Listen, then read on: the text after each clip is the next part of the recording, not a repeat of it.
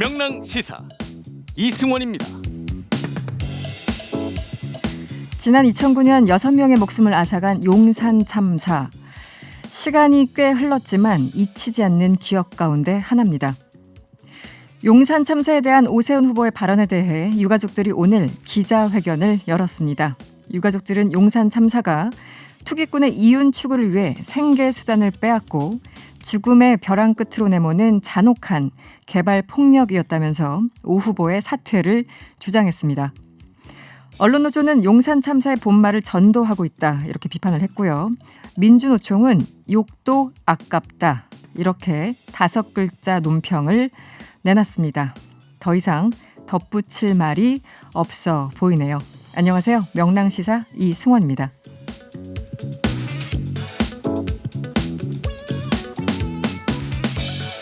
명랑한 청취자와 함께하는 이승원의 명랑시사 4월 1일 목요일 오늘 준비한 내용 소개해드리죠. 먼저 명랑 인터뷰에서는 더불어민주당 서울시장 후보죠. 박영선 후보와 인터뷰 준비돼 있습니다.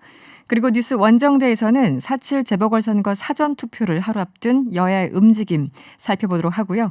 도로 위에 위험천만한 스토킹 추격 그리고 을왕리 참변을 일으킨 음주운전자에 대한 1심 선고까지 두루두루 알아보도록 하겠습니다. 또 3부에서는 유성호 법의학자로부터 구미 3세 여아 살인사건에 대한 분석 들어보도록 하고요. 여러분들이 좋아하시는 화제의 말말말도 기다리고 있습니다.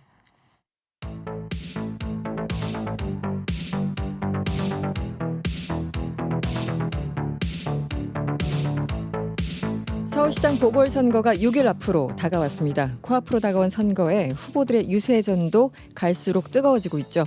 오늘은 더불어민주당 박영선 서울시장 후보를 전화로 만나보겠습니다. 후보님 안녕하세요.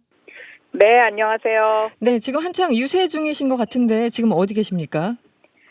지금은 강서에 있습니다. 강서에. 네. 네. 시민들 만나시면 요즘 어떤 네. 말씀을 가장 많이 하시나요?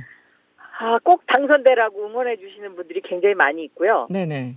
또 거짓말하는 사람 뽑아서는 안 된다. 이런 이야기들을 많이 하십니다. 네. 너무 지지자들만 만나신 거 아닌가요? 글쎄 저도 네.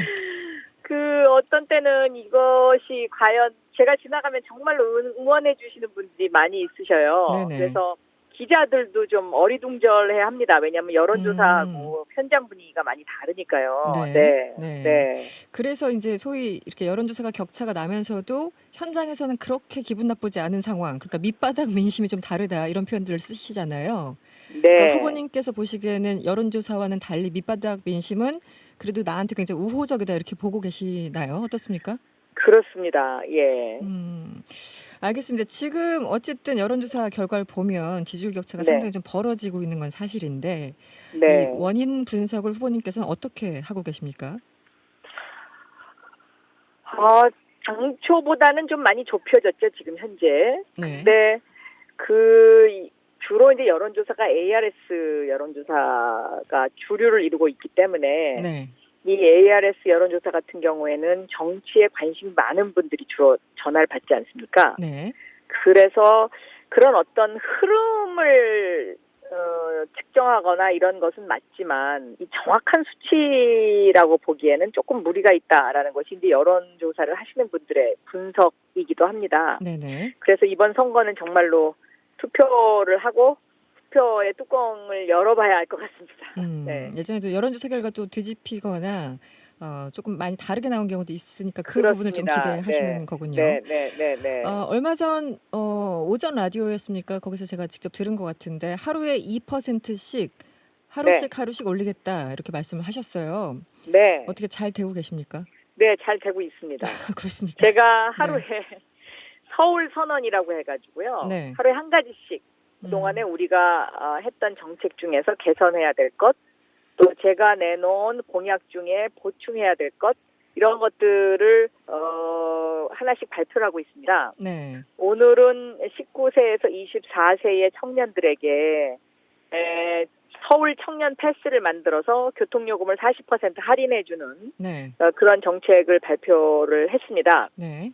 그런데 이제 이러한 그 지역이나 계층을 타겟으로 한 공약들이 상당히 반응이 있습니다. 네.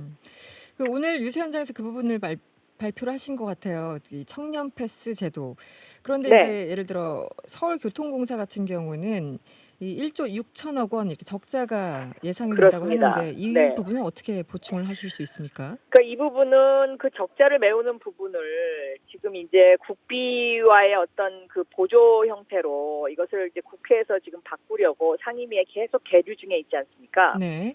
그렇기 때문에 이거는 중앙부처하고 이 부분을 좀 협상을 강하게 해야 합니다. 그리고 네. 이것이 이제 서울시장의 의지가 반영이 되면 어느 정도 그런 부분의 적자를 좀 만회할 수 있을 것이다. 이렇게 생각하고 있습니다. 네. 지금 특히 지하철 같은 경우는 이제 고령층 무료 탑승을 하기 때문에 그 부분의 적자가 엄청나게 많다고 이 네. 서울교통공사가 이 부분에 대해서 지속적으로 문제 제기를 했었잖아요.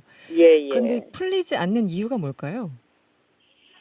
풀리지 않는 이유는 지금 이제 고령층이 점점 늘어나고 있지 않습니까? 네네.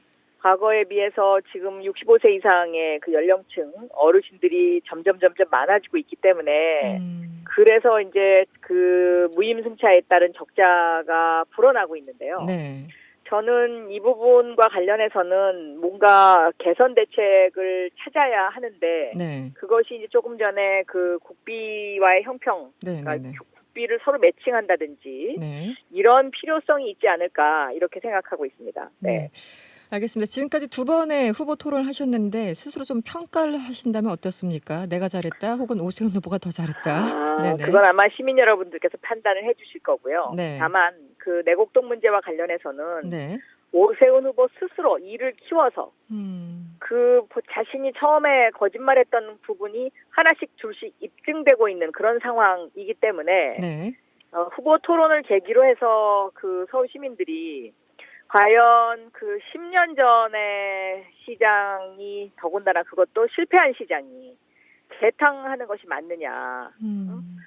세술은 세부대에 담아야 되는 것이 아니냐. 네. 이런 어떤 판단 기준이 되었던 토론회이지 않을까 이렇게 생각하고 있습니다. 네. 박영수 후보께서는 이제 토론에서 이제 오 후보를 향해서 입만 열면 거짓말이다 이렇게 이제 계속 공격을 하셨어요. 자고 나면 거짓말이라고. 자고 나면 거짓말. 자고 나면. 네. 그랬더니 이제 오 후보가 입만 열면 내곡동 얘기 이렇게 또 맞받아친 그런 형국인데. 네. 그럼에도 불구하고 이게 내곡동 문제가 좀 어렵다고 생각하는지 지지율 변화에는 큰 영향이 없어 보인다 이런 분석들이 있거든요. 이 부분은 어떻게 동의하십니까? 근데 이 지지율이라는 게요 하루아침에 네. 바뀌지 않습니다. 네. 그러니까 이것도 약간의 축적의 시간이 필요합니다. 네. 그래서 어떤 계기가 오면 그때 반응을 하는 것이거든요. 네네. 그래서 저는 이 내곡동 문제가 이미 서울 시민들의 마음속에 그리고 서울 시민들의 인식 속에 많이 박혀 있다고 생각합니다. 그래서 이것이 아마 표심에 저는 영향이 있을 것이다라고 보고 있습니다. 네. 왜냐하면 거짓말하는 시장이 되면은요 당당하게 서울시를 공정하게 집행을 할 수가 없습니다. 예를 들어서요. 네. 내곡동 땅의 그린벨트 문제를 국방정결이라고 얘기하지 않았습니까? 네네. 그런데 이미 서울시 공무원들이 그건 아니다. 우리는 네. 시장한테 보고했다. 여기서 국장 전결의 의미는 뭐냐면요. 집행을 국장이 한다는 뜻이지 네. 그 일의 결정을 국장이 한다는 뜻이 아니거든요. 네. 제가 장관을 해봐서 이 행정부의 시스템을 잘 알기 때문에 네. 이것은 명백한 거짓말입니다. 그런데 이렇게 서울시청 공무원들로부터도 거짓말을 하는 시장이라는 평가를 받고 있는 이런 분이 다시 시장이 된다? 네. 이거는 저는 서울의 미래를 여기에는 맡길 수 없다. 그리고 네. 자라나는 미래 세대한테 무엇을 가르치겠습니까? 네. 그 후보님께서는 이제 내곡동 땅 문제에 대해서 집중적으로 공격을 하셨고 또 이제 토론회 과정에서 그 오세훈 후보 측이 보상받은 내곡동 땅이 이상득 전 의원의 사유지 그리고 이명박 전 대통령의 사저가 붙어 있는 곳이다 이렇게 그림까지 이제 준비해서 이제 토론하셨는데 네. 이 권력형 비리라고 보십니까? 이 부분에 대해서는 이게 땅의 위치가 사실 굉장히 거기에 대해서는요. 네. 무엇 때문에 이게 의심을 받냐면요. 네. 처음에 송파의 그린벨트를 해제하려고 했는데 송파를 반대했습니다. 오세훈 시장이. 네. 그리고 나서 결정된 곳이 이곳이거든요. 근데 이곳은 노무현 정부 시절에 이미 환경부가 반대를 해서 네. 철회됐던 것이 다시 이것이 살아난 추진했죠. 것인데, 네. 네. 과거에 그 방송 인터뷰를 보면은요, 네. 오세훈 시장이 송파의 그린벨트를 반대한다는 인터뷰가 2008년도 1월 달인가에 있습니다. 네. 근데 그거는 본인이 알고 있었어요. 그린벨트 음. 풀어야 되는 거를 반대한다는 거를. 네. 근데 똑같은 그린벨트인데 왜 송파는 알고 내곡동은 몰랐다고 이야기하는지. 첫째, 그것이 굉장히 저는 의심스럽습니다. 네. 그리고 그 옆에 이상득 전 의원의 땅, 또 이명박 전 대통령이 그 주변을 나중에, 이명박 대통령은 나중에 사게 된 건데요. 네네. 이러한 정황들이 이게 좀 예사롭지 않다, 이렇게 보여지는 거죠. 네. 알겠습니다. 그 오세훈 후보 측의 이제 주장을 전달해 드리면 박원순 전 시장 재임 시절 서울의 평균 경제 성장률이 우리나라 평균 경제 성장률에 못 미친다 이렇게 지적을 하고 있습니다. 그만큼 이제 서울시 경쟁력이 하락했다라는 주장을 하고 있는 건데요. 이 주장은 어떻게 보십니까? 그거는 오세훈 후보 측이 자기들한테 유리한 데이터만 뽑아가지고 네. 그렇게 하는 것인데요. 예를 들면 지난해 서울이 글로벌 혁신도시 1위를 기록했습니다. 네. 그것은 그만큼 서울이 탄력적으로 다시 더 도약할 수 있는 계기가 마련됐다라고 볼 수 있는 것이고요. 네. 오세훈 시장 시절의 서울의 경제 성장률, 대한민국 전체의 70%를 밑돌았는데요. 박원순 시장 시절에는 81% 수준이었습니다. 네. 그러니까 오세훈 재임 시절의 서울의 경제 성장률이 약 2.85%, 그 당시에 한국 전체의 성장률이 4.1%였고요. 박원순 시장의 재임 시절의 서울의 경제 성장률이 약 2.3%, 네. 그리고 한국의 전체 성장률인 2.8%였습니다. 네. 이것만 봐도 저는 자신한테 유리한 해수만 아마 골라서 그렇게 이야기를 했을 것이다라고 네. 생각하고요. 네네. 특히 오세훈 후보는 시장 시절에 빚을 7조 원을 만들어낸 그런 후보입니다. 네네. 그래서 저는 이렇게 낡은 행정, 또 실패한 시장, 이러한 시장을 다시 또 재탕 삼탕 하는 것이, 저는 서울 시민들은 이런 선택을 안 할 것이다라고 서울 시민을 믿습니다. 네. 그 이제 부채라는 게 성격이 이제 길바닥에 버리는 정말 악성 빚이 있는가 하면 또 건전한 빚이 있지 않습니까? 그런데 지금 오세훈 후보 같은 경우는 7조 원 빚이 있었던 건 사실이지만 본인은 건전한 빚이라고 생각한다 이렇게 주장을 하고 있어요. 이 부분에 대해서 어떻게 반박을 해주시겠습니까? 빚들이라는 게요. 네. 한강 르네상스를 추진한 세빛 둥둥섬. 네. 공사비만 1,390억 원이 들어갔는데 현재 부채가 1,195억 원으로 자본 잠식 상태에 있습니다. 네. 또 DDP 동대문 프라자, 네. 이 운영하는 서울 디자인 재단 매년 300억씩 지금 시비가 들어가도 적재를 면치 못하고 있고요. 네. 또 용산 국제업무지구 개발 사업 부도로 청산됐고요. 이것이 건전한 빚일까요? 네. 그건 아니지 않습니까? 네. 네. 알겠습니다. 오 후보는 계속해서 이제 거짓말 프레임 씌우기를 하고 있다. 박영선 후보께서 이거는 정책 토론이 아니라 전형적인 네거티브다. 이렇게 또 반박을 하고 있어요. 여기 대해서는 어떤 입장이신가요? 그것은 본인이 한 거짓말에 그 거짓말 프레임이 씌워지는 것에 대한 두려움에서 나온 것이고요. 실질적으로 오세훈 후보가 네거티브를 안 했느냐? 아마 검색해 보시면 네네. 엄청나게 제가 한 이야기에 네. 비판을 많이 했는데 그것도 다 사실이 아닌 경우가 네. 굉장히 많이 있습니다. 네. 가리봉 개발 문제부터 시작해서 여러 가지 사건들이 있는데 제가 그런 것들을 그냥 굳이 그동안에는 언급을 안 해왔을 뿐입니다. 네.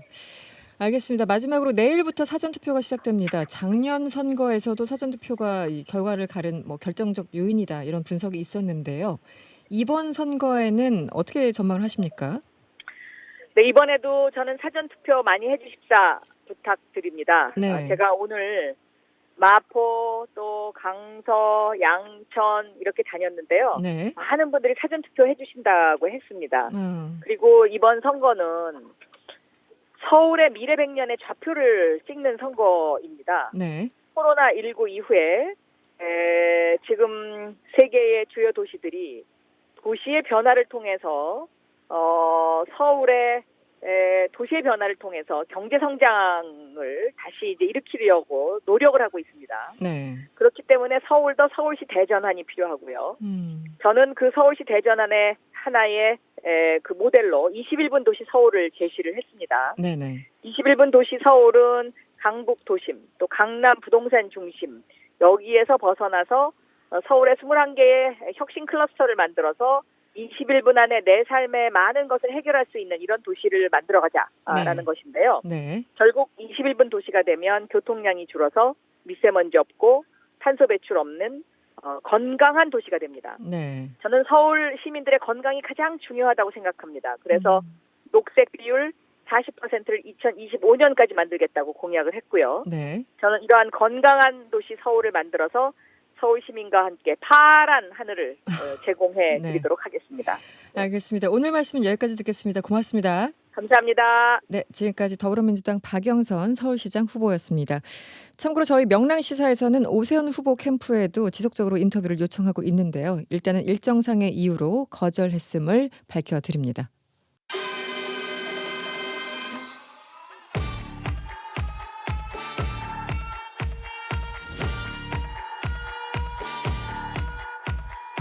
우리가 알아야 할 오늘의 절대 뉴스 콕 찍어 전해드립니다. 뉴스 원정대.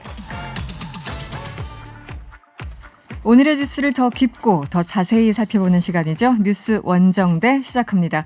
목요일에 원정대원 두 분 나오셨어요. 박지윤 변호사 그리고 손정희 변호사와 함께합니다. 어서 오세요. 안녕하세요. 네, 지금 TBS 유튜브 채널에서 보이는 라디오로 함께하실 수 있습니다. 여러분의 의견도 항상 기다리고 있죠. 무료로 이용할 수 있는 TBS 앱을 활용하셔도 좋고요.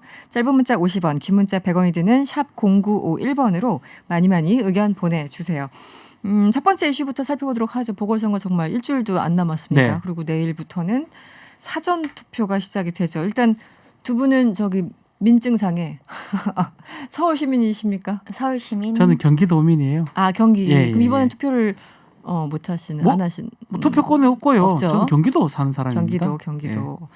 그러면은 어떻게 손 변호사님? 내일 하려고요. 왜냐하면은 7일은 제가 지방 재판이 있어서 네네. 여차하면 못할 것 같아가지고 미리 하겠습니다. 보통 사전 투표를 좀 하셨나요? 다른 이제 선거 때 어땠습니까? 주로 사전 사전 투표를 투표를 하게 했던 것 같아요. 되는 그렇죠. 것 같아요. 네. 효율적이거든요, 사실은. 네. 가만 보면 근처에 있는 동사무소나 주민센터 가서 가능하니까. 그렇죠. 가까운데 아무데나. 아마 네. 사전 투표 제도가 도입된 이후로는 사전 투표로 했던 기억이 납니다. 네, 계속 사전 투표하는 비율도 쭉 꾸준하게 이제 상승하는 그런 추세인데 2일, 3일 사전 투표가 실시되고 오전 6시부터 오후 6시까지 실시가 되죠. 네. 네. 이 보통 젊은층 참여가 많은 사전 투표, 진보 성향의 정당이 뭐 유리하다 이런 일종의 통설 뭐 이런 게 그렇죠. 있었는데 이번 선거는 기존 공식이 좀 통하지 않을 수도 있다 이런 얘기도 있고 어떻게 보십니까? 일단은 뭐 지금 이제 여론조사 공표 금지 기간입니다. 네, 이제 오늘부터인가요? 그래서 여론조사 공표는 되지 않지만 최종적인 여론조사 결과상으로는 차이가 좀 많이 나기 때문에 네. 이게 정상적으로 투표율이 작동하면 오세훈 후보가 좀 유리하다. 좀 비정상적으로 작동하다. 예컨대 아주 낮거나 네. 아주 높거나 네. 그래 되면 어떤 다른 결과가 나지 않을까 이렇게 분석하고 있고요. 그러다 보니까 사전 투표율이 아주 낮거나 아주 네. 높았을 때 민주당 박영선 후보가 유리할 것이다. 이런 분석들이 많은 것 같습니다. 아주 낮거나 아주 높았을 네. 때 어떻게 보십니까? 손정희 변호사님께서는요. 일단은 사전 투표율은 21대 총선 때 1,100만 명, 그러니까 26.69%를 이제 기록을 했는데 네. 계속 올라가는 추세이기 때문에 많이 올라갈 것 같아요. 제 개인적인 경험상으로도 선거 당일날 줄 서는 것보다 사전 투표가 상대적으로 좀 신속하게 투표하는 그렇죠. 경향이 있기 때문에 네. 많이들 사전 투표를 할 것이다라고 예상도 되고 이번에 워낙 선거에 관심이 많기 때문에 또 투표율 자체가 이례적으로 낮기는 어려울 수 있는데 이런 높은 투표율과 높은 사전 투표율이 여권에 유리할지 야권에 유리할지를 막 단언하기 굉장히 어려운 복잡한 변수들이 있는 상황인 것 같고요. 네. 특히 20대 관련된 지지율이나 이런 것들을 봤을 때 실제 이것이 투표에서도 그럴 것이냐 이게 굉장히 좀 중요한 변수가 될 것 같습니다. 보통 이제 20대 좀 젊은 계층들은 투표를 많이 안 하는 그런 그렇죠. 이제 성향을 일반적으로. 보여왔었으니까 이제 통설이 여러 가지가 있지 않습니까? 어쨌든 사전 투표는 좀 젊은층, 네. 뭐 나름 어때 진보 성향으로 분류됐던 분들이 이제 나와서 좀 유리할 것이다 민주당에 이런 얘기도 있었고 또 투표율이 전반적으로 투표율이 또 높으면은 뭐 민주당 쪽에 유리할 것이다. 뭐 이럴 것이 있었는데 그게 최근에 좀 깨진 것 같다는 생각도 많이 들고. 그게 좀 차이 같아요. 후보 격차가 좀 나다 보니까 마지막 여론조사 사이에 네. 그러다 보니까 투표율이 그대로 반영되진 않을 것이다라는 분석이 있는 것 같고 그래서 뭐 지금 상황에서 투표율이 뭐 많이 했지만 정말 높지 않는 이상은 뭐 투표율이 높다 해가지고 진보층 네. 여권한테 유리하다 이렇게 분석하기는 좀 어렵지 않나 싶은 생각이 듭니다. 네. 뭐 어떤 여론조사 그 하시는 분들은 40% 밑으로 내려간다면 그 투표율이 그렇게 높지 않다면은 아무래도 이제 조직력에서는 민주당이 앞서잖아요. 그렇죠. 구청장도 그렇고 그렇죠. 이제 국회의원도 그렇고 그래서 조금 더 유리할 것이다 이런 분석도 함께 그러니까 내놓긴 보궐선거 같으면 하더라고요. 통상 네. 30%대도 있습니다. 굉장히 30%대가 되게 많죠. 그렇죠. 사실은 40%가 드물었고요. 네네. 근데 이번 보궐선거가 그냥 보궐선거 같지가 않습니다. 서울, 부산 아주 중요한 지자체고 워낙 거기에다가 큰 지자체. 네. 다음 선거가 대선이기 때문에 그것을 앞두고 있는 보궐선거이기 때문에 30-40%대의 투표율보다는 훨씬 상회하지 않을까. 그래서 이제 분석하기가 좀 어려운 상황이 아닌가. 그렇죠. 생각이 50 듭니다. 넘을 거라고 분석하신 분들도 분들도 전망하신 계세요. 분들도 예. 있고. 네. 오늘부터 아까 박준 변호사 말씀하신 대로 여론조사 결과를 공표할 수 없는 기간입니다. 앞으로 이제 6일 동안 민심이 어느 쪽으로 향하고 있나 이 향방을 좀 알 수가 없는 건데 그렇죠. 어떻습니까? 이게 이제 네. 여론조사 왜 공표 금지하냐면 네. 이제 우리 밴드웨건 효과라고 그러죠. 악대차. 한쪽이 확 올라가면 그거 따라 막 움직이는 사람들이 네네네. 생기거나 열세자 효과라고 너무 떨어지니까 저기 좀 밀어주자. 그걸 방지하기 위해서 이제 하는 건데 뭐 많은 국가들이 이런 제도를 택하고 있고요. 네. 다만 이 깜깜이 이 기간 동안 네. 6일 정도인데 네. 번복이 됐던 경우가 꽤 많이 있습니다. 그렇죠. 네네. 뭐, 결과가.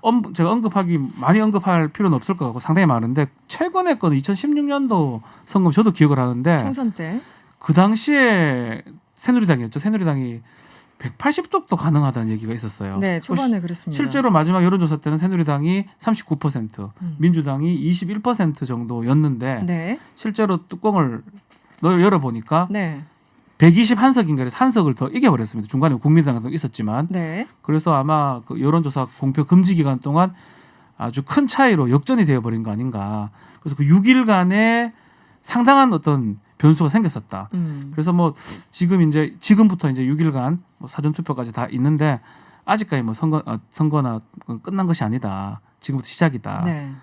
투표율이 중요하다. 손 변호사님께서는 이제 어떤 분들은 여론조사를 이제 보면서 약간 경향이 있잖아요. 약간 따라가는 경향도 있는가 하면 여론조사가 어떻게 나오든 내가 갈 길 간다. 내 표는 움직이지 않는다. 그러니까 성향이에요, 성향. 그런데 변호사님은 어떤 쪽이신가요? 여론조사가 틀렸던 경우가 전례가 많아서 네. 사실 여론조사 그대로를 믿고 따르는 거는 모든 분들이 그냥 참고적으로 흐름을 본다 이렇게 보셔야 될 것 같고 이번에 네. 나온 여론조사들도 일단은 여당의 여러 가지 실책이라든가 실언에 대해서 조금 심판하겠다는 의지를 좀 보이는 경향은 좀 있어 보여요. 근데 다만 샤이 진보들이 네. 어떤 생각을 하고 있는지에 대해서는 이 여러 가지 조사에서는 드러나지 않았다고 보이거든요. 특히 부동산 민심과 관련해서 민주당이 잘한 거 없다. 뭐 정부도 마찬가지다. 그런 생각을 가지고 오세훈 후보를 지지한다라고 했을 수 있는데 또 그럼에도 불구하고 아예 응답을 안 해버리지만 실제로 투표장에서 또 민주당을 지지할 수 있는 사람들의 표가 얼마나 될 것인가에 네. 관건도 하나 있는 것 같고요. 네. 두 번째 이제 중도층입니다. 지금 헷갈려하고 있는 중도층들이 좀 있거든요. 토론 지금 계속하면서 실언도 여러 가지 나오고 있고 해서 어디로 가야 되나? 네, 요분들이 이제 6일 동안 어떤 생각을 하게 될 것인가. 그게 네. 최대 변수 아닐까 합니다. 알겠습니다. 후보들 말을 좀 따라가 보죠. 오세훈 후보가 시장 재직 당시 이제 발생했던 용산 참사 관련해서 발언이 어제 관훈 토론에 있었고 여러 가지 비판에 휩싸이고 있습니다. 오세훈 후보 발언을 좀 전해주시죠. 오세훈 후보 간호 클럽 초청 토론회에서 용산 참사 관련해서 당시 그 시장이었기 때문에 입장을 좀 물어보는 과정에서 결국은 임차인들, 네. 희생된 임차인들의 폭력적 저항이고 그것을 폭력적 저항을 진압하기 위해서 경찰력 투입으로부터 생긴 사건이다라고 정의를 내렸습니다. 그래서 사실 지금 뭐 본인 생각이 뭐 확고하다고 하더라도 네. 선거도 있고 네. 실제로 지금 여러 곳에서 성명을 내고 있어요. 그 유가족들도 그렇고 뭐 민주노총이라든지 상당히 좀 우려하는 모습들이고 이런 발언 하나하나들이 깜깜이 기간 동안 네네. 상당히 문제가 될 것 같습니다. 그럴 수도 있겠죠. 뭐 이것도 클 수 있고 또 앞으로 더 그런 말들이 있을 수 있는데 일단은 이 정의를 그렇게 뭐 본인이 시장이었기 때문에 그럴 수 있지만 이렇게 내릴 수 있는지는 참 당시 놀랐습니다. 용산 예. 그 당시 이제 의사결정 과정에서 과연 거기 살고 있었던 뭐 입주민이나 이런 분들의 얘기를 제대로 반영했는가에 절차적으로도 여러 가지 문제가 있었고 결국은 어떤 폭력과 누군가의 죽음이라는 정말 극단적인 상황으로 끝났잖아요. 오늘 유가족들이 성명 기자회견까지 하면서 일말이 양심이 있다면 사퇴하라 이렇게 촉구하기도 했는데 이 상황 어떻게 보고 계십니까? 사실 용산 참사는 우리 국민에게 굉장히 뼈아프죠. 사람이 6명이나 죽었던 사건이고요. 그렇죠. 네. 대표적으로 이제 국가 공권력 행사가 정당했는가. 물론 이제 폭력적인 어떤 저항이나 있었다고 하더라도 특히 2차 진입 과정에서 꼭 그렇게 그런 방식으로 신속하게 진압의 필요성이 있어서 네네. 화재가 나고 사람의 목숨까지 있는 일까지 있었어야 되는가에 대해서는 많은 이제 문제점이 지적이 되어 왔고 특히 이제 인권 침해의 소지 부분 때문에 논란이 되어 왔죠. 네. 오세훈 후보가 이제 조금 이렇게 지금 뭐 잘못 이야기했다 사과를 할 수밖에 없는 게 인권 변호사로서 약간 인권을 굉장히 강조했던 역할들이 있었거든요. 네네. 근데 이거는 시민들의 이제 인권과도 결부된 문제이기 때문에 이것이 단순히 임차인들의 책임만으로 전가시킬 성질의 것은 도저히 아니다. 그런 측면에서 유가족들이 지금 일말의 양심이 있으면 사퇴하라 이렇게 촉구한 것 같습니다. 사실은 뭐 이 과정에서 지금은 다 드러난 네. 내용이지만 이 경찰력 투입이 이제 방어적 투입보다는 공격적 투입이었던 게 지금 알려져 있거든요. 네. 뭐 테러, 대테러 예, 이제 특임단 공격용으로. 그런 네. 데서 이제 했다라는 거는 상당히 이게 경찰력이 그걸 막기 위해서 했다기보다는 진압하기 위해서 했다는 거에 보이는 측면이기 때문에 그렇죠. 그것도 그 시민을 상대로 어떻게 그렇죠. 공격을 주로 하는 그런 간첩이나 특공대를. 테러리스트 상대로 네네네. 해야 되는 경찰 부대를 투입을 시켰던 부분이 부분. 지금도 이해가 안 갑니다. 그렇죠. 사실. 그 부분부터가 잘못된 부분이거든요, 사실은. 근데 그것을 갖고 경찰 투입이 그 폭력 행위를 막기 위해서 했다? 그래서 충분히 납득하기 어렵죠.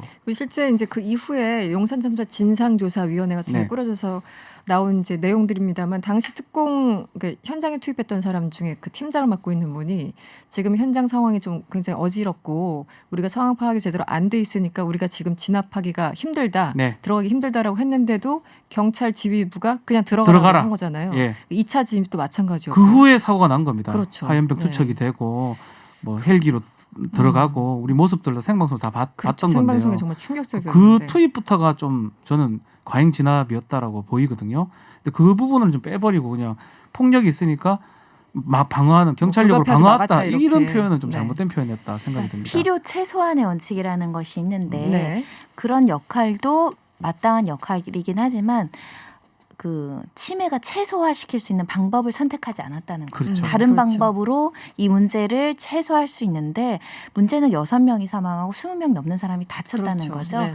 그게 이제 공권력의 어떤 문제점이고 어떻게 보면 남용이다 이렇게 지적이 되어 있는데 이 사건에선 두 가지가 문제였죠. 임차인들은 처벌을 받았지만 이 경찰 수뇌부들은 또 처벌받지 안 않았다는 거. 받았습니다. 네. 그런 부분들 때문에 우리가 역사적으로 이 사건을 교훈으로 많이 남겨야 되는 것이고 토론의 대상은 될 수 있으나 한쪽의 책임으로 몰고 가선 안 된다라고 네. 생각합니다. 그리고 당시 이제 돌아가신 분들뿐만 아니라 생존자 분들도 네. 거의 구속 기소했지 않습니까? 그렇죠. 그래서 이제 그 유가족들뿐만 아니라 생존자의 어떤 가족들도 다 매일마다 나와서 중형 집필 선고를 시위를- 받았음으로 그렇죠. 알고 있습니다. 네. 예. 이거는 굉장히 역사적으로 아픈 사건인데 다시 한번 그 약간 트라우마가 생겨나는 그런 사안이 돼버렸습니다. 네. 박영선 후보 얘기를 해보죠. 유세 현장에서 고등학교 2학년 학생이 지지 연설을 나섰다가 도중에 네. 중단하는 해프닝.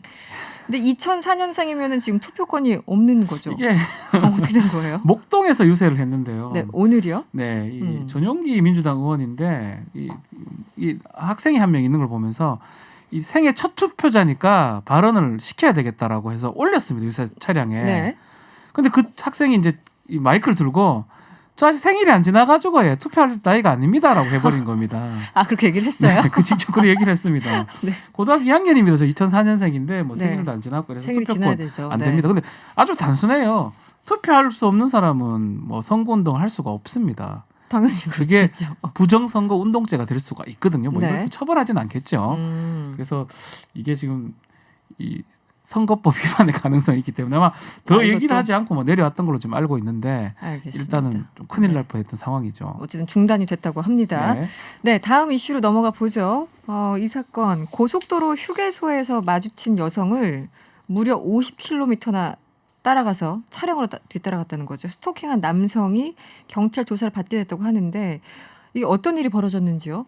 네. 네. 일단 A 씨가 어둑어둑해질 무렵이니까 6시쯤에 이제 6시부터 이 피해자 차량을 쫓아오는 어떤 스토커적인 차량을 이제 목격을 한 것인데요. 네. 휴게소부터 시작됐다라고 합니다. 네. 피해자 주변을 처음부터 어슬렁거렸다가 이 고속도로부터 집요하게 피해자 차량을 쫓아오는데 예를 들면 차가 갈 길 가는데 계속 끼어들거나 쫓아오는 거는 누구라도 느낄 수 있는 상황이잖아요. 그렇죠. 네. 더군다나 굉장히 긴 시간 동안 쫓아왔기 때문에 피해자가 무서우니까 어디로 바로 갔냐면 집으로도 못 가고 파출소에 간 거예요. 네. 그래서 이렇게 스토커로 차량을 위협적으로 나를 쫓아오는 사람이 있다. 그랬더니 경찰에서 이제 특별한 조치가 없었고 오히려 이 가해자라고 보이는 사람이 내 차 가지고 내가 간다는데 뭐가 잘못이냐. 고소하면 나도 고소하겠다. 이렇게 큰 소리 쳤다라고 하는데 이 피해자는 이 사람 처음 본 사람이라서 뭐 네. 원한 살 일도 없었고 다른 접촉 사고도 없었다고 합니다. 아니 무섭습니다. 내 차 가지고 어디든지 이 스토킹이 내 다리 가지고 어디 가는 사람 막는 거잖아요. 함부로 가지 말라고. 지금 법 통과가 됐어요. 스토킹 그렇죠. 처벌법이. 최근에. 아주 아무런 이유 없이 정당한 이유 없이 접근하거나 따라다닐 때 스토킹이라고 정의하고 5년 이하의 징역에 처할 수 있는데 그렇죠. 이게 문제가 차가 하나 됐든 있습니다. 뭐가 됐든 간. 네? 9월 달부터 시행이 돼요. 아, 9월 달부터. 예. 네. 지금은 시행할 수 있는 상황이 아니고요.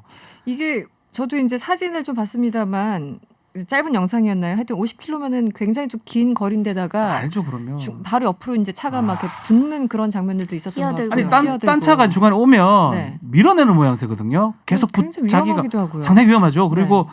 이 피해 여성 입장에서는 알았을 겁니다. 이거 따라 붙는 거 느꼈겠죠. 상당히 무서웠을 겁니다. 네, 아마, 네. 아마 공포를 느꼈을 거예요. 이게 5km도 아니고 물론 5km도 따라가면 안 되죠. 예, 50km라는 50km 거는 라면 거의 뭐. 지속적으로. 그런데 문제는 파출소가 도움을 안 줬다라는 거잖아요. 이게 지금. 이제 법 자체가 애매한 거예요. 이 사람 주장이 뭐 완전 터무니없는 주장이 아닌 게 스토킹법이 지금 시행 중이라면 이 말이 맞지 않을 수 있지만 네. 사실은 뭐 위협적인 뭐 이런 건 있었지만 접촉이라는 이게 좀 약해 보이거든요. 그러다 보니까 이런 엉뚱한 얘기를 할 수도 있는 거고 네. 또 경찰 입장에서는 뭐 최대 법 조항을 적용할 게 없으니까 제대로 된 조치를 좀 못한 걸로 보입니다. 근데 그럼- 우리가 항상 이렇게 좀 위협적인 일이 발생했다가 네. 강력 범죄로 그렇죠.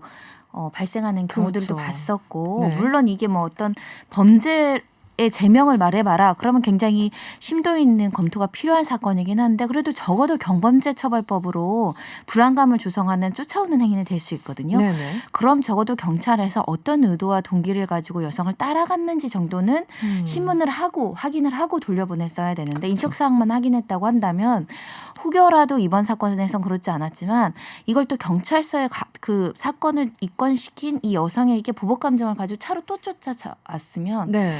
어떤 또 끔찍한 일이 발생할지 모르는 그렇죠. 상황에서 조금 경찰이 범죄 예방에 좀 더 적극적일 필요가 있었던 거 아닌가 생각이 들고 그리고 나서 이제는 이제 수사를 하겠다는 거예요. 그러니까 그때는 안 하고 지금은 또 한다라는 부분에 있어서 많은 네티즌들이 비판을 하고 있는데 특히 이제 조사를 실제 했더니 과거에 이제 상해 정도의 어떤 범죄 전력이 있다라는 거죠. 폭력성이 네. 일부 드러난 전력이 부분이 있었군요. 있다라는 네. 겁니다. 뭐 그렇다고 해서 어떤 범죄를 저지를 의도가 있었다 단정하기는 어렵지만 또 경찰이 민중의 지팡이니까 무서워서 쫓아온 여자한테 뭐 별로 쟤 안 되니까 가셔라 이렇게 하는 건 조금 사실 아쉽다. 아무것도 안 한 거죠. 네. 이 피해자 입장에서는 경찰에 다시 한번 실망을 했을 거잖아요. 그렇죠. 네. 좀 적극적인 조치를 해야 되고 아마 뉴스에서 알 거예요. 이 스토킹 처벌법이 통과된 거는 네네. 시행만 늦춰진 거거든요. 뭐 바로 적용할 수는 없지만 뭐 여러 가지 난폭 운전죄라든지 있을 거고요. 지금 손 변호사님 설명하신 것처럼 이 스토킹 범죄가 무서운 게 이 지금 단계가 중요한 게 아닙니다. 네네. 그 이후에 미래에 네. 강력한 범죄로 아주 갈 수 있다는 통계적 그런 게 있기 때문에 그런 걸 봤을 때는 어떤 조치가 있었어야 되거든요. 신상만 확인하고 보낸다는 거는 말이 안 되는 거죠. 사실은. 알겠습니다. 그리고 이 사건도 함께 짚어보도록 하죠. 지난해 9월이었죠. 인천 을왕리 해수욕장 인근 도로에서 차량을 몰고 역주행하다가 이게 음주운전이었습니까? 이 치킨 배달하던 50대 가장을 채워 숨지게 한 사건이 있었습니다. 오늘 이 음주운전자에 대해서 법원 선고가 있었는데 네. 그게 어떤 사건이었죠? 을왕리 네. 해수욕장에서 술 마시고 치킨 배달하던 50대 가장을 채웠는데 술을 만취를 했습니다. 만취한 상태. 0.194% 혈중 알코올 농도고요. 네. 또 여기에서 또 문제가 이 남녀가 둘이가 술을 마셨는데 남자가 여성한테 운전을 하라라고 시켰던 부분들이 있는 겁니다. 뭐 완전 시켰다기보다는 네. 차량 그 키를 방조? 주면서 네. 방조죠. 그것 때문에 이제 문제가 됐었고 그 이후에 이 사고 후에 처리도 하지 않고 뭐 변호사 부른다든지 뭐 그런 얘기를 하면서 더 논란이 됐던 그런 사건인데 이 사건에 대해서 이른바 윤창호법, 네. 특가법하고 도로교통법 적용해서 지금 징역형 등을 선고한 상황입니다. 근데 지금 이제 검찰 같은 경우는 그 음주운전을 한 사람과 그 옆에 동승자를 같이 윤창호법을 적용했는데 오늘 법원의 판단 좀 다르게 나왔던 것 같아요. 두 명에 대해서. 특가법상 위험운전 치사죄는 이제 무죄를 선고하고 도로교통법상 음주운전 방조까지만 인정을 해서 집행유예 판결이 나왔거든요. 네. 동승자는 이렇습니다. 위험운전 치사, 그러니까 윤창호법의 공범으로 인정을 하려면 이 동승자에게도 주의 의무를 지켜야 될 의무가 있어야 되는데 네. 실제로 이렇게 되려면 공범으로서 이제 어떤 지도 감독 관계라든가 이런 특별한 인적 관계가 있거나 특히 이제 계약상이나 법률상 의무가 있어야 되는데 그런 것들이 없기 때문에 음주운전으로 사람을 죽여서는 안 된다는 의무는 운전자에게만 해당된다. 다만 음주운전 하도록 이렇게 뭐 문을 열어주거나 이런 부분들은 방조죄로만 처벌할 수 있다라고 본 건데 특히 이제 교사 부분도 문제가 됐었거든요. 네, 왜냐하면 음주운전 하라고 시켰다라고 운전자가 여러 번 얘기했는데 재판부는 이 사람 말이 일관성이 없어서 신빙성이 없다. 왜냐하면 역주행사 한 사실도 본인이 기억이 나지 않는다. 술에 취해서 이렇게 네. 이야기를 해놓고 네. 이 동승자랑 2분 내지 4분 동안 뭐 이렇게 네가 해라 마라 하는 진술을 구체적으로 떠올리는 것이 좀 상식에 반하는 면이 없을 앞뒤가 맞지 뿐만 않다. 아니라 진술이 한번 번복이 됐거든요. 아, 그렇군요. 그러다 보니까 교사 부분도 빠졌습니다. 그래서 좀 다르게 윤창호법을 어쨌든 적용을 처음에 했는데 다르게 판단이 났다. 알겠습니다. 간단하게 하나만 더 할까요? 시간이. 네. 75세 이상 대상으로 한 코로나19 백신 접종 오늘부터 시작이 됐죠. 그렇죠. 1946년 12월 31일 이전 출생자 350만 명 대상이고요. 네. 파이자의 그 약품이 지금 사용이 되는데요. 지금 50만 회분이 지금 들어왔는데 네. 2분기에도 600만 회가 들어온다고 합니다. 네. 그래서 지금 접종이 가능하고요. 다만 오늘부터. 네. 접종 전에 뭔가 해동 작업 이런 게 좀 필요해요. 네네. 그 그렇죠. 아스트라제네카와 좀 다르게 그런 것들을 해야 되니까 좀 접종 일정을 반드시 시켜달라고 방역 당국에서 권고를 하고 있는 상황입니다. 알겠습니다. 오늘 여기서 마무리를 해야 되겠습니다. 지금까지 박지훈 변호사, 손정혜 변호사와 함께했습니다. 오늘 고맙습니다. 감사합니다.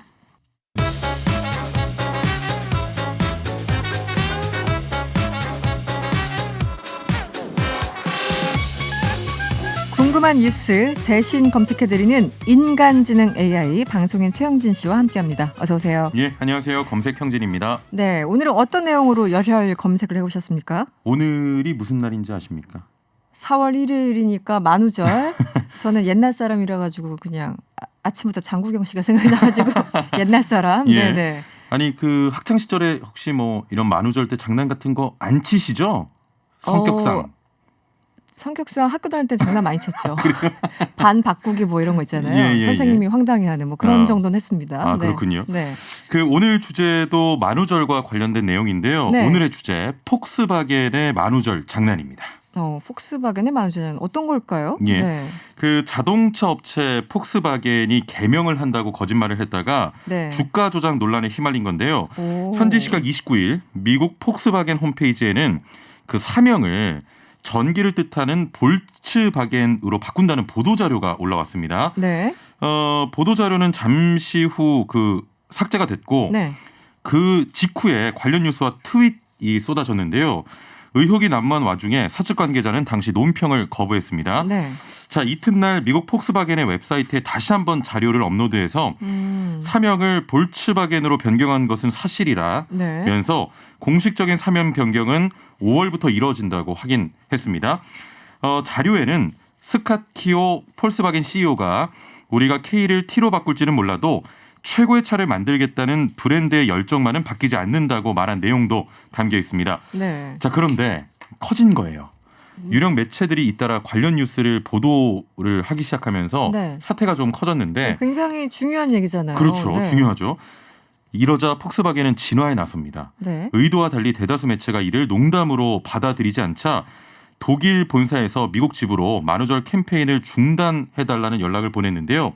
이날 마이크 톨버트 폭스바겐 대변인은 언론에 이메일을 보내서 사명 변경은 없다면서 만우절 장난이었다고 공식적인 사명 변경은 없다고 밝혔습니다. 장난이 아니, 굉장히 커졌어요. 장난치고는 좀 너무 심한데요. 제가 그냥 봐도. 지금 사실 네. 자동차 시장 흐름이 내연 기관에서 또 전기차로 가고 있기 때문에 그렇잖아요. 미는 거예요, 사람들이. 그럴 수 있죠. 그리고 예, 이게 뭐 4월 1일 날 이것도 아니고 29일에 올렸다가 또 30일에 올렸다가 두 번이나 이러니까 그렇죠. 예. 이게 장난 아닌데 이런 느낌이 받을 수 있는 충분한 상황. 주가에도 영향을 미쳤다고요? 그렇습니다. 이 같은 거짓말은 온라인 뉴스와 트위터 등 소셜 네트워크를 통해서 빠르게 확산이 됐는데요. 문제는 이번 만우절 그 농담을 접한 소비자와 투자자가 네. 이걸 진실로 받아들였다는 겁니다. 아. 폭스바겐이 사명까지 바꾸면서 전기차 사업에 집중한다는 뜻으로 해석이 되다 보니까 네. 폭스바겐의 주가가 유럽과 뉴욕 증시에서 동시에 급등을 했습니다. 아. 전 거래일 대비 폭스바겐 주가는 독일 프랑크푸르트 증시에서 4.7% 올랐고요. 뉴욕 증시에서는 장중 12%까지 올랐다가 네. 거짓말이 확인된 뒤에 소폭 내려서 9% 상승으로 장을 마감했습니다. 너무 심하네요. 예, 네. 예. 반면에 만우절 장난은 치지 않겠다 이렇게 선언한 기업도 있다고요? 예, 바로 구글인데요. 네. 구글은 사실 매년 만우절 농담을 통해서 이용자들에게 재미를 선사했던 기업입니다. 네. 제가 몇 가지 그 만우절 장난들을 좀 조사를 해봤는데 네. 2006년에는 구글이 세계에게 외로운 남녀를 맺어주는 서비스를 런칭한다는 소식을 발표했습니다. 만우절 장난이었는데도 네. 실제 좀 개발해달라는 요청이 쇄도했다고 합니다. 왠지 솔깃한데요. 네. 예. 네. 2007년에는 달에서 오픈 예정인 구글 연구소에서 근무할 직원을 뽑는다. 네. 2015년에는 인터넷 속도를 무려 376배나 느리게 만들어주는 서비스를 개발해서 바쁜 일상에 지친 당신에게 평온을 되돌려주겠다는 장난을 쳤는데요. 네. 계산을 해보니까 간단한 문서 하나 다운로드하는데 1시간 45분이 소요가 됩니다. 370배 정도 느리게 하면 이렇게 되는 겁니까? 예, 예. 대단한데요. 이게 그 영상으로도 좀 제작이 됐는데 네. 저도 영상을 좀 보고 오니까 네. 화상 통화를 하는데 네. 거의 모자이크 수준이더라고요. 상대방이. 이건 뭐 귀여운 농담들이네요. 그렇죠. 네. 뭐 2016년에는 빨래하고 왜 한 짝씩 없어지잖아요. 아 맞아요. 꼭 사라진 블랙홀이 있나 봐요. 그렇죠, 양말이 꼭 그렇죠. 한 짝씩 없어지더라고요. 사라진 양말을 찾아주는 네. 서비스를 도입한다 등등 재밌는 장난들이 많았는데요. 네. 이런 구글이 지난해에 이어서 올해도 만우절 장난을 하지 않겠다고 선언한 겁니다. 이유는 네. 바로 코로나19 때문인데요. 아. 전 세계 수많은 사람들이 여전히 심각한 위협에 시달리고 있는 상황에서 올해도 만우절 장난을 중단하겠다고 전했습니다. 과도한 만우절 장난은 뭐 공감이 아닌 반감을 살 수 있고 특히 올해 참 코로나19 관련해서 가짜 뉴스도 굉장히 많았잖아요. 아, 그렇죠. 예, 이런 혼란스러운 시기에는 장난보다는 자제가 필요하지 않나 이런 생각을 해봅니다. 이 농담과 유머를 했을 때 그게 상대방한테 지금 구글 이 정도로 뭐 당신에게 평온을 되돌려주기 위해서 인터넷 속도를 300배 느리겠다 뭐 이런 것들은 귀엽고 재밌잖아요. 그렇죠, 재밌죠. 그 정도만 지켜주시면은 예. 우리 너무 감사해 뭐 이런 마음인데 이번에 폭스바겐은 조금 선을 넘으신 게 아닌가. 투자자한테까지도 영향을 미쳤으니까요. 네. 예, 선을 넘었다고 봅니다. 그렇습니다. 박 대리님이 문자 주셨는데 예. 독일 개그는 웃기지 않는다는 사실을 공식 인증해버렸다고. 맞아요. 알겠습니다. 예. 오늘 말씀은 여기까지 듣겠습니다. 지금까지 방송인 최형진 씨와 함께했습니다. 고맙습니다. 예, 감사합니다. 네, 이어서 3부에서는 구미 여아 사건에 관한 인터뷰 인터뷰가 준비되어 있고요. 또 한 주간 우리를 놀라게 했던 말말말도 기다리고 있습니다. 잠시 후 3부에서 뵙겠습니다.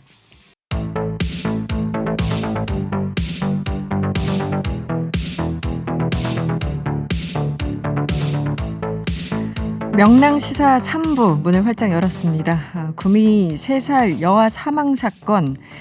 세상에 알려진 지 벌써 50일이 지났지만 의혹은 풀리지 않고 있습니다. 어제 대검찰청에서 진행한 DNA 검사에서도 석 씨가 친모가 맞다라는 결과가 나왔었죠. 그동안 5차례 진행한 검사 모두 똑같은 결과가 나왔는데요. 하지만 친모 석 씨는 여전히 출산 사실을 인정하지 않고 있습니다. 명랑 인터뷰에서는 법의학자이시죠. 서울대 유성호 의과대학 법의학교실 교수 연결해서 자세한 이야기 들어보도록 하겠습니다. 교수님 안녕하세요. 네, 안녕하세요. 네, 먼저 교수님께서 이번 사건 진행 상황 전반적으로 어떻게 평가하고 계십니까? 네, 원래는 되게 쉽게 생각하고 풀 수 있는 사건이라고 생각해서 부검도 시행됐고 유전자 검사도 했는데요. 네. 유전자 검사에서 놀랍게 친모가 외할머니로 밝혀지면서 굉장히 네. 복잡해진 사건이고 아직까지 많은 단서가 확보되지 못한 사건이라서 저도 많이 수사기관이 잘해주기를 기대하고 있습니다. 네. 지금 친모인 석 씨 DNA 검사를 계속 부인하고 있지 않습니까? 5차례나 진행이 됐는데요. 네. 국과수 그리고 이제 대검 과학수사부가 유전자 검사를 한 건데 이게 양측이 동일한 방식으로 진행을 하나요? 좀 방식이 다른가요? 원래 STR이라는 방법을 쓰게 되는데요. 이제 네. 우리 염색체 안에 막 반복되는 짧은 염기 서열이 있습니다. 네. 이거는 이제 뭐 우리 마음대로 정하는 게 아니라 전 세계적으로 FBI에서 정한 네. 이 짧은 반복 염기 서열이라는 어떤 그 검사를 네. 20개 이상을 부위를 조사를 하는 거예요. 그래서 이거를 조사하게 되면 99.9999 이상의, 그러니까 뭐 쉽게 말씀드리면 그 사람이 맞다라고 인정할 수 있는 방법인데요. 이 방법을 경찰에서 국가수에서 3번 이상, 4번까지 시행을 했고요. 네. 그다음에 이제 대검찰청에서도 뭐 넥스트 제너레이션 시퀀싱이라고 뭐 좀 더 발전된 방법이 있는데 그 방법까지 쓰려고 시도를 했던 걸로 보이고요. 네. 그런데도 불구하고 그 STR 방법이랑 다른 여러 가지 방법에서 이 시신의 갈비뼈랑 치아에서 했기 때문에 네. 네. 시신의 DNA는 충분히 증명이 돼 있기 때문에요. 이게 틀릴 확률은 없다고 봅니다. 이번 사건 경우는 이제 친모가 밝혀지긴 했지만 친부의 DNA는 없는 상황이잖아요. 네네. 이럴 때도 DNA 검사는 무리가 없습니까? 네, 원래 우리의 유전자는 부모에게 하나씩 받는 걸로 이루어져 있기 때문에 네. 아버지는 모르지만 어머니의 자식인지는 한쪽 유전자를 다 받기 때문에요. 확실히 알 수 있기 때문에 네. 친부의 존재는 누구인지 몰라도 친모의 존재는 확실하게 설정할 수 있습니다. 네. 그럼에도 불구하고 이제 보통 DNA 검사까지 나오면 어떤 피의자들은 그 사실을 인정하는 경향성이 큰데 지금 석 씨의 경우에는 5차례 검사에도 불구하고 출산 사실을 아예 인정을 안 하고 있어요. 네. 그러면은 이게 국가수 결과가 잘못된 경우도 혹시 있었는지 근본적으로 좀 궁금해지는 부분이 있거든요. 어떻습니까? 네, 처음에 이 국가수에서 이 검사를 했을 때도 국가수도 너무 놀라웠고요. 네네. 사실은 계속 반복적으로 검사를 했다고 알려져 있습니다. 네. 그래서 뭐 대검에서도 했고 그다음에 국과수에서도 더블 체킹을 했기 때문에 이 과학적 방법이 틀렸다라고는 절대 볼 수 없다고 확신합니다. 더더군다나 시신에서 직접 채취한 시료로 했기 때문에 네. 이 죽은 아이의 어머니는 처음에 이제 외할머니로 알려졌던 분이 네네. 맞고요. 이게 맞는데 왜 계속 부인하는 거는 수사기관에서 수사를 통해서 증명을 해야 되지 과학의 이 진실이 잘못됐다라고 봐서는 안 될 것 같습니다. 네. 이제 이번 사건 자체도 충격적이고 이게 DNA 검출 기법 등등 보도가 나오다 보니까 우리나라 이 과학 수사의 어떤 기법이나 수준이 세계적으로 봤을 때 어느 수준인지 좀 궁금해하시는 분들도 계세요. 교수님 보시기엔 어떻습니까? 네, 법의학 저널, 국제 법의학 저널에 실리는 빈도를 보면 우리나라의 법의학 중에서 특히 DNA 감식 부분은 세계적 수준이라고 보셔도 무방합니다. 미국, 일본, 독일 이런 선진국과 똑같은 수준이라고 보셔도 됩니다. 네, 알겠습니다. 최근에 교수님께서요, 이 다른 프로그램과 이제 인터뷰를 하셨는데 지금 구미 3세 여아 부검이 진행됐다고 말씀을 하셨어요. 네. 이제 이거는 이제 누가 친모인지 그 여부와 무관하게 사망의 어떤 직접적인 원인을 찾아가는 과정인가요? 이 부검의 궁극적인 목표가 어떤 건지요? 사실 이 사건은 애 아버지가 누구인지 뭐 이런 것보다도 사실은 학대가 핵심입니다. 네네, 학대로 그렇죠. 인한 사망. 네. 그렇기 때문에 부검을 실시하는 건 당연하고요. 다만 이제 부검이 거의 그러니까 우리가 미라 그러면 이집트 미라를 생각하는데요. 네네. 그렇게 이제 굉장히 건조한 상태로 오랫동안 방치된 것 때문에 네. 부검을 통해서도 아직 확실한 결과를 아직은 발표를 못하고 있는 것 같습니다. 그래서 네. 경찰에서 이 모든 것을 모아서 발표를 하기를 기다려봐야 될 것 같습니다. 그러니까 이게 어떤 뭐 이유는 모르겠습니다만 어떤 원인이 있어서 사망한 다음에 방치가 된 건지 아니면 방치가 되다 보니까 사망을 한 건지 이 부분도 지금 정확하게 드러나는 건 없는 건가요? 아직까지는요? 영아 학대 같은 경우, 그러니까 아동 학대 같은 경우는 네. 보통은 그냥 부검하기 전에 죽은 사람을 대상으로 한 CT나 이런 영상 검사를 합니다. 네. 이제 알려진 바로는 영상 검사에서 물리적 학대 소견은 없는 걸로 알려져 있고요. 그래서 네.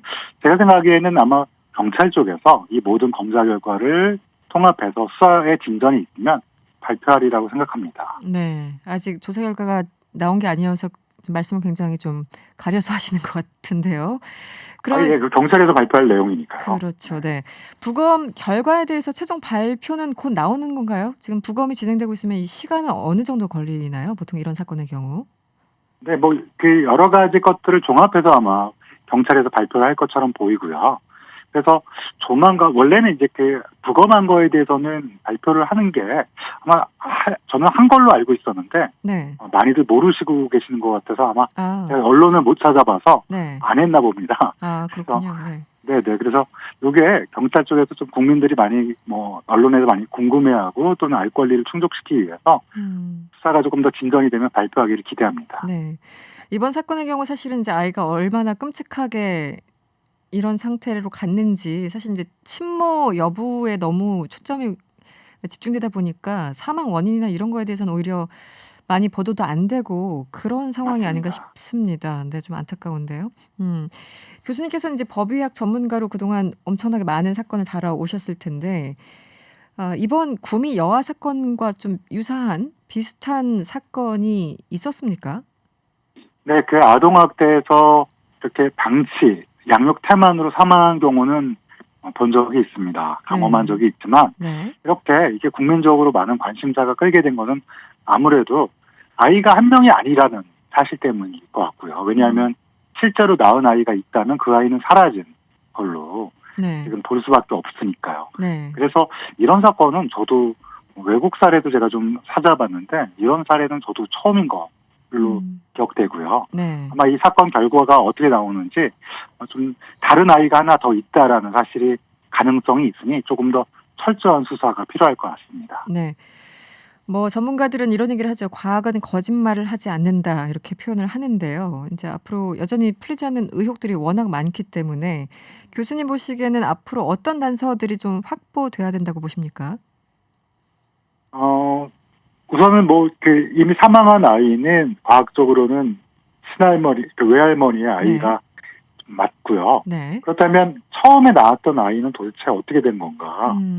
이런 것들을 사실은 살아있기를 기원하지만 어떻게 되는 건지 우리가 이것도 이미 이 사망한 아이에 대한 기소라든지 이런 것도 필요하지만 아직 우리가 생사를 모르는 아이에 대해서도 네. 경찰에서 적극적 수사를 통해서 되도록이면 살아있는 아이를 보고 싶습니다. 네. 어쨌든 이번에 DNA 이 방식에서는 오류가 있을 가능성이 거의 없다 이렇게 보시는 거군요. 보시는 게 아니라 그게 맞습니다. 그게 맞다. 네. 알겠습니다. 오늘 말씀은 여기까지 듣겠습니다. 고맙습니다. 네, 감사합니다. 네, 지금까지 서울대 유성호 의과대학 법의학 교실 교수였습니다.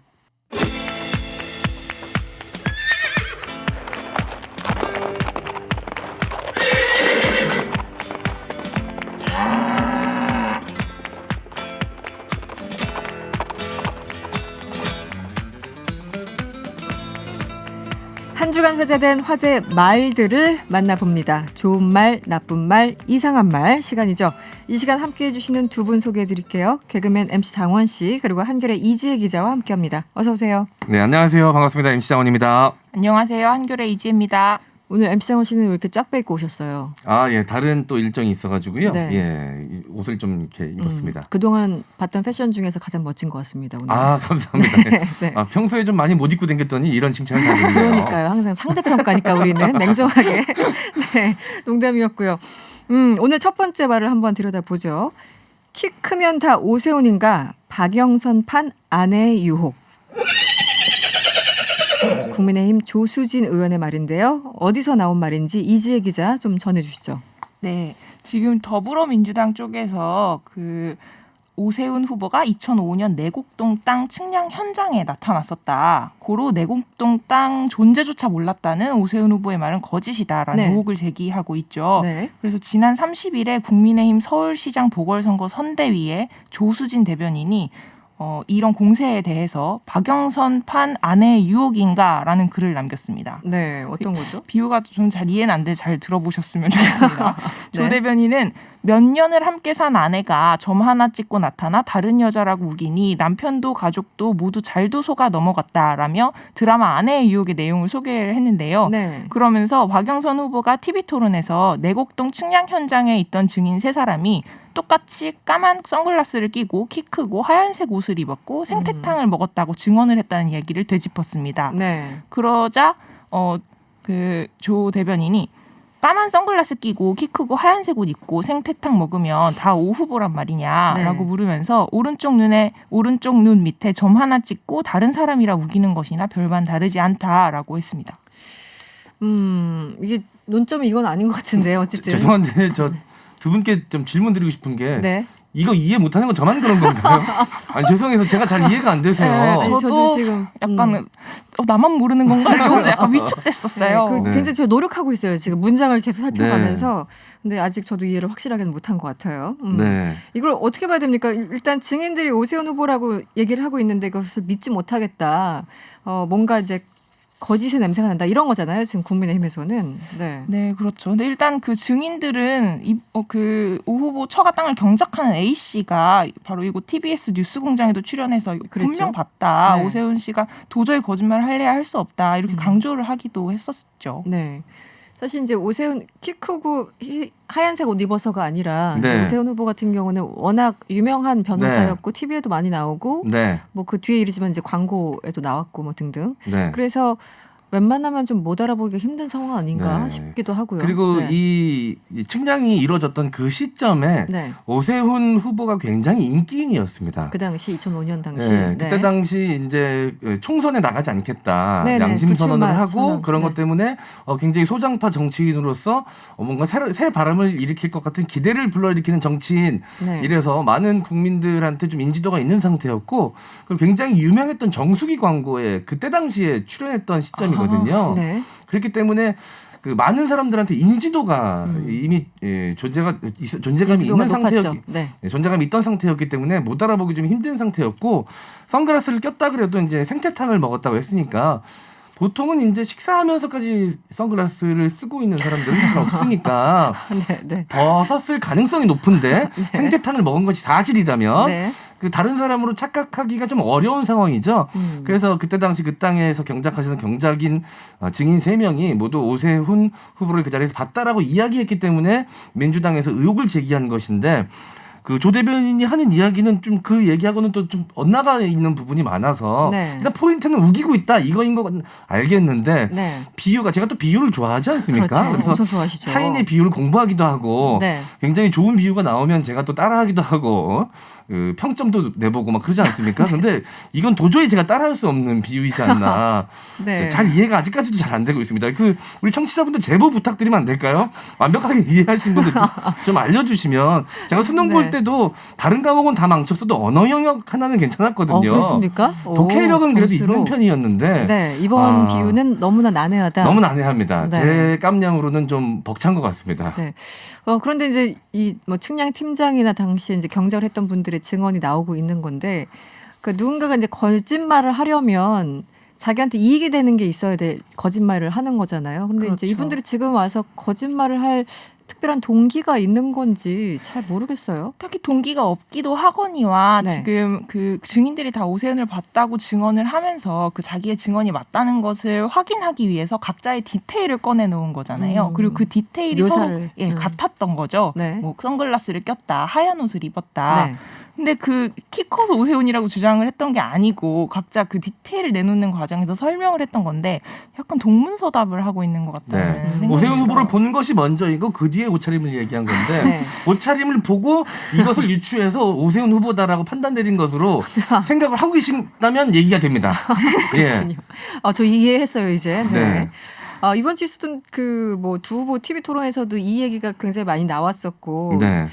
박영선 후보와 오세훈 후보의 또 공방이 벌어졌는데 그 외에도 많은 말들이 탄생했어요. 네. 우리 프로를 위해서 그 탄생을 했는지 모르겠는데 어떤 말들이 네. 기억이 납니까? 저는 이제 오세훈 후보가 했던 말들 중에 기억에 남는 것이 좀 많았는데 주옥 같은 표현들이 굉장히 많았습니다. 어떤 거죠? 내곡동 땅은 마음에 없었다.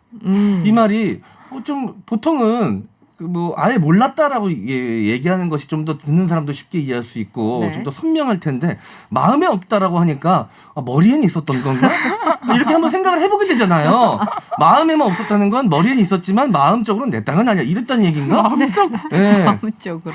네. 그래서 저는 그렇게 생각을 하게 되잖아요. 저만 그런 건지 모르겠지만. 네네. 네. 그거랑 그 기억 앞에 겸손하겠다. 네. 이 표현은 정말 멋진 표현이었던 것 같습니다. 예술적인 표현. 네. 네. 저도 나중에 가서 조금 제가 좀 궁지에 몰렸을 때 네. 써먹으면 참 좋은 표현일 것 같다라는 생각을 좀 해봤었습니다. 기억 앞에 겸손하자. 네. 네. 이재 기자는 뭐 기억에 남는 말들이 있습니까? 누구의 말이든 간에. 네, 오 후보가 안심소득이라는 소득보장제도를 아. 200가구에 하나 실험하겠다고 했어요. 네. 근데 처음에 이거 나왔을 때부터 200가구를 어떻게 선정을 하지? 약간 형평성에 문제가 있을 것 같은데라는 네. 생각을 했는데 딱 박영선 후보가 그거를 지적을 하더라고요. 어떻게 선정할 네, 것인가? 그랬더니 오 후보가 골고루 고르겠다. 고르고루 고르겠다. 아 정말요? 예, 계속 그 말을 반복해서 이게 약간 박영선 캠프에서 유행어가 되고 있어요. 고루고루. 골고루. 네. 그러니까 아직은 기준이 마련되지는 않은 상황 같네요. 보니까. 언뜻 들으면 일본어 느낌이 나요. 네. 고루고루 약간 이렇게 느낌이 나서. 네, 어쨌든 안심소득은 뭐 기본소득과 약간 맥락을 같이 한 그 좋은 정책 같은데 일단 기준을 잡는 게 가장 중요한 게 아닐까 싶고요. 네. 두 번째 말로 넘어가 보도록 하죠. 어쨌든 저 마지막으로 한 말씀만 드리자면 네. 저도 이제 와서 생각해 보니까 그 조 대변인의 이런 비유에 대해서 네. 그 제 독해력 앞에 좀 겸손하겠습니다. 제가 좀 더 공부해 보도록 하겠습니다. 알겠습니다. 우리 모두 겸손 모드로 두 번째 말로 넘어가 보죠. 점심 메뉴 취합하러 공무원 했나? 강원도청 공무원으로 추정되는 누리꾼의 말인데요. 이번엔 MC 장원 씨가 소개를 좀 해주시죠. 네, 지난 24일이었습니다. 이 강원도청 직원들이 사용하는 인트라넷 익명 게시판에 네. 오늘 진짜 내 맘대로 아무거나 먹습니까? 라는 제목으로 시가 한 편 시가 올라왔습니다. 네. 근데 이 시를 두고 누리꾼들의 반응이 굉장히 뜨겁습니다. 많은 공감대를 좀 불러일으킨 것 같아요. 네. 강원도청 이 직원들에 따르면 부서나 팀별로 돈을 모아서 이 점심 식사를 함께하는 것이 오래된 관행이라고 하는데요. 네. 이 명분은 부서 화합이라고는 하지만 요즘 시대 정서나 이 사회 분위기와는 많이 다른 모습이죠. 네. 그래서 이런 관행의 불편과 개선이 게시판에서 공론화되고 있는 와중에 이 센스 있는 시 한 편이 올라온 것입니다. 네. 도대체 어떤 내용인지 제가 아주 고급스러운 배경 음악과 함께 읊어보도록 하겠습니다. 네네.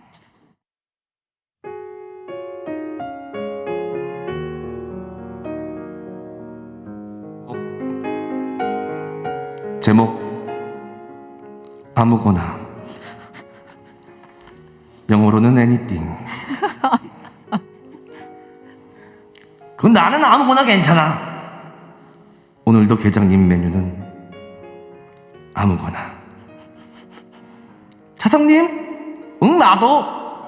삼성님, 응 나도. 막내야 너는 주사님이 먹고 싶은 걸로 먹어요.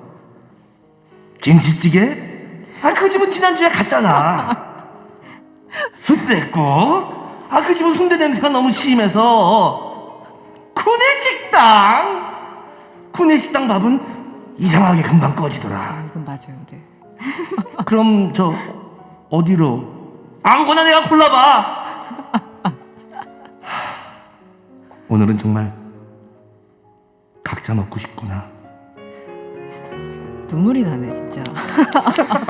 진짜 예능이면 이런 건가 싶네요. 진짜 MC 장원 씨의 또 어떤 이 탤런트가 여기서 반짝반짝거립니다. 제목 아무거나. 네, 많은 분들이 좀 공감하셨나 모르겠네요. 저도 예전에 그 신문사 기자할 때 소년병 때 네. 이런 경험 많이 했어요. 아무거나 정하라 해서 이제 짝 식당 말하면 네. 어제 갔잖아 그제 갔잖아부터 시작을 해가지고 굉장히 가슴 아픈 기억들. 네. 일단 시에 대한 감상평을 좀 해주시죠. 어떻습니까? 이재 기자 혹시 경험담 있어요? 일단 뭐 한겨레는 이런 분위기는 아닌데 되게 다행히. 마음이 참 아픈 게 이걸 밥총무 관행이라고 해요. 그 보통 이렇게 뭐 중소기업이나 이런 데서 많이 하고 어떤 그 이렇게 좀 보수적인 곳에서 많이 있는 네네. 건데 밥총무가 네네. 밥총무 네. 같은 부서 직원들끼리 식사를 할 때 인근 식당을 검색해서 그날의 식사 메뉴를 정하는 사람이에요. 어렵겠다. 그리고 보통은 그 식당 예약도 하고 점심 식사 비용을 각출해서 정산하는 일까지 맡는다고 해요. 그래서 이게 가끔 그 구멍이 나면은 자기 돈으로 채우는 것까지 하는 일도 많다고 하고. 근데 거의 거의 매일 이걸 한다는 거잖아요. 그렇죠. 거의 매일 같이 점심 네, 먹으니까. 사실상 직장 내 괴롭힘이나 다름없지 않나 하는 너무 생각이 생각해도 들었어요. 끔찍한데요. 네. 일단 호칭이 좀 변화될 필요가 있을 것 같습니다. 일단 이런 문화가 없어지는 게 가장 궁극적인 목표겠지만 네. 밥 총무부터가 좀 낮아진 느낌이에요. 밥 재경부 장관 정도는 올려줘야 그분에게 권위가 좀 생기지 않겠습니까? 밥 장관 정도는 돼야. 총무라고 일단 이 이름을 해놓으니까 킹이 네. 없는 거 아닙니까? 그러네요. 듣다 네. 보니까. 아니 그런데 이게 같이 일주일에 한 번 정도면 혹시 모를까 매일 네. 먹으면 차지 않겠습니까? 그 특히 밑에 직원들이. 그러니까요. 이게 누구에게나 선택은 어려운 문제입니다. 그래서 내가 뭘 먹을지 나 혼자 먹을 때도 고민될 때가 많거든요. 네. 그런데 다른 사람의 선택에까지 나에게 내몰린 상황이 되는 거잖아요. 네네. 그러니까 굉장히 부담스럽고 어려운 상황인 거죠. 그리고 수많은 사람의 의견을 하나로 취합한다는 것 자체가 불가능에 가깝습니다. 그렇습니다. 그리고 이런 자리는 말 그대로 총무, 밥 총무 누구나 하기 싫은 걸 맡긴 자리이기 때문에 보통은 지위가 좀 낮은 사람이나 어린 사람, 막내들이 맡기 그렇죠. 마련이거든요. 그러니까 그 가뜩이나 눈치를 좀 조직 생활 내에서 보게 되고 힘든 상황인데 이런 선택까지 내몰리게 되니까 당연히 싫겠죠. 누구라도 싫겠죠. 그 지금 문자가 왔어요. 0295번님이 딱 네. 우리 딸 얘기네요. 괴로워 죽겠다고 매일 점심 메뉴 고르기 힘들다고 네. 공기업 다니는데 공기업 다니시는데도 네. 그렇구나. 진짜 이런 일까지 해야 하다니요. 참 이렇게 문자 주셨네요. 공기업도 보수적인 곳이어서 그렇죠, 사실은. 그 보수적이라는 검찰도 2017년 9월에 밥총무 관행을 폐지했다고 하는데 거기도 밥총무가 있다가 폐지한 겁니까? 그럼요. 보수적인 곳이잖아요. 네. 그러네요. 보면 그 직장 문화에 따라 또 틀린데 각 직장마다 자유롭게 나가서 먹을 사람은 먹는데 남은 사람들끼리 또 선정하는 과정에서 네. 이런 문제가 생기기도 한다 그러더라고요. 아예 혼자 못 먹는 상황이 꼭 다 그런 건 아니라고 하더라고요. 근데 네. 남는 사람들이 꼭 있으니까 그렇죠. 그 와중에 또 지위가 낮은 사람이나 막내가 하지 않겠습니까? 그러니까 누군가는 이 부담감을 안고 가야 되는데 저는 이게 예능화 시켰으면 좋겠어요. 모두가 어떡해요? 웃고 떠들 수 있게 네. 그 로또 돌림판 같은 거 있잖아요. 거기에 메뉴를 다 적어놓는 겁니다. 그래서 돌리고 아무거나 선택이 찍는 되면 거. 무조건 따르는 걸로. 네. 그래서 준비 쏘세요. 그래서 누군가가 쏘면 결정이 되면 그 음식점에서 무조건 시키는 걸로 한다든가. 그래서 그 직원들 반응은 어땠습니까? 네. 네. 많은 분들이 공감을 좀 하셨습니다. 네네. 한두 번만 느끼는 고충은 아니었던 것 같아요. 네. 그래서 댓글을 보니까 사내 진미가 먹고 싶거든 집에 가서 먹고 막내들 힘들게 하지 말라. 네. 자, 그리고 구내식당 직행법을 만들어달라. 그러니까 무조건 고민할 거 없이 구내식당 가서 먹게끔. 네. 자, 이건 또 근데 자유를 제한하는 거니까 뭐 그렇긴 그렇죠. 한데 그만큼 답답하다는 표현이시겠죠. 가끔 식사 메뉴 취합하려고 공무원을 했나 하는 자괴감마저 들 때도 있다. 네. 이런 분이 또 계신가 봐요, 많이. 그렇겠죠. 네. 계장님이 매운 음식을 좋아하시는데 개인적으로 매운 음식을 먹으면 탈이 나는 사람도 있지만 맞아요. 유별나다는 소리를 들을까 봐 어쩔 수 없이 따라가는 경우도 많다. 네. 점심시간이라는 게 업무에서 벗어나 사적 만남도 가질 수 있고 자기 개발도 할 수 있는 시간인데 함께하지 않으면 튀는 사람 취급을 받을까 봐 걱정되는 문화가 좀 남아있다. 이런 의견들이 있었습니다. 알겠습니다. 격한 반응들이 있었군요. 알겠습니다. 마지막 말로 넘어가 볼까요? 사유리 씨야말로 슈퍼맨. 이재명 경기도지사 말인데요. 이지혜 기자가 좀 전해주시죠.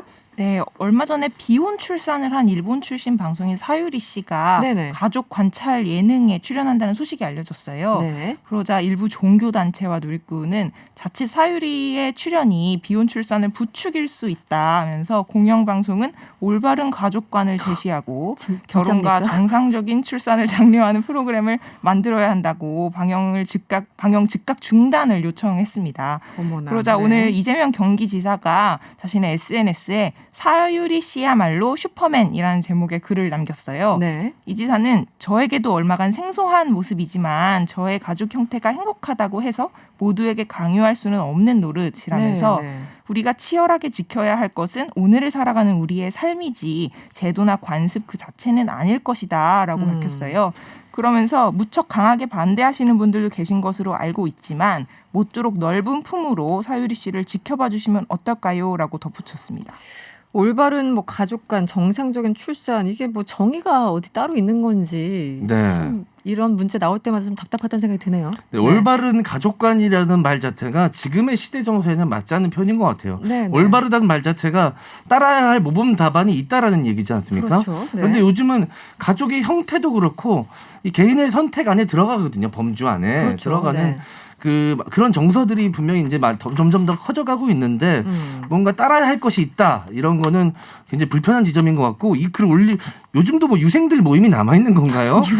네. 누군가의 어떤 삶을 강요하는 모습들은 네. 정말 답답하다는 생각이 드는데 이번에 다시 한번 터진 게 아닌가 싶습니다. 네. 그나저나 저희가 마무리할 시간이 됐는데 벌써요? 네, 네. 벌써. 그런데 이지혜 기자 오늘 마지막 시간입니까? 저 몰랐어요. 네, 맞습니다. 제 네, 개인 어쩌다가. 사정으로 인해서 오늘 마지막으로 청취자들 만나뵙는 개인적인 사정으로. 네네. 네, 뭐 PD랑 싸운 거 아니고요. 아니요. 네.